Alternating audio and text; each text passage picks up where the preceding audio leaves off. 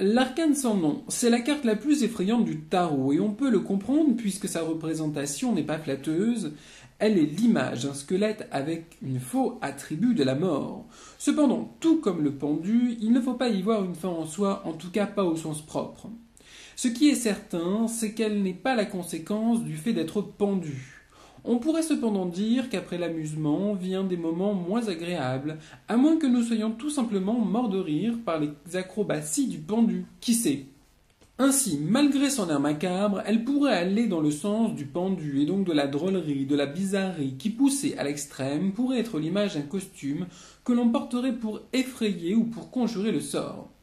Quoi qu'il en soit, avec l'arcane sans nom, il y a d'abord une idée de récolte. La faux, comme symbole, représente bien l'idée de recueillir, de moissonner, afin de transformer la matière ou de la revendre.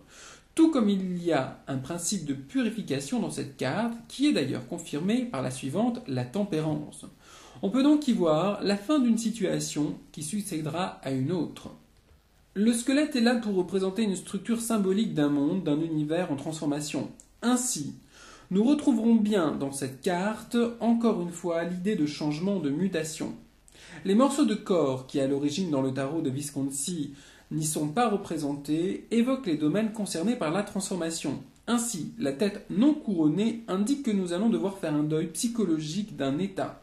Ce qui semble assez vrai, puisque dans le Visconti, l'arcane sans nom a un bandeau attaché autour de la tête. La tête couronnée est ici pour signifier que nous allons devoir renoncer à une réalité ou à une position. Quant aux mains, il faut les voir comme la possibilité de changer de façon d'agir, et quant aux pieds, il signifie juste que c'est en nous transformant, en nous débarrassant de ce qui nous encombre, de ce qui nous gêne, que nous réussirons à remarcher et à aller de l'avant. Les os, eux, sont juste là pour nous rappeler que dans la vie, on peut aussi tomber sur un os, et de ce fait que celle-ci est faite d'impermanence, de remise en question, en vue de grandir et d'apprendre. Le chiffre 13 devient à la réduction le chiffre 4, qui n'est autre que l'empereur, et donc la construction, la reconstruction. On peut ainsi voir la structure familiale, ou plutôt la façon dont notre famille a déterminé notre comportement ou nos actions. En astrologie, l'arcane sans nom est en relation avec le signe du Scorpion et donc les changements, les deuils, mais aussi Pluton, car lorsqu'elle apparaît dans un jeu, elle indique que rien ne sera jamais plus pareil et que nous allons totalement devoir changer notre façon de voir les choses ou la vie. Ainsi, l'arcane sans nom nous enseigne à évoluer, à ne pas rester sur l'image que nous avons de la réalité et donc à dépasser les apparences.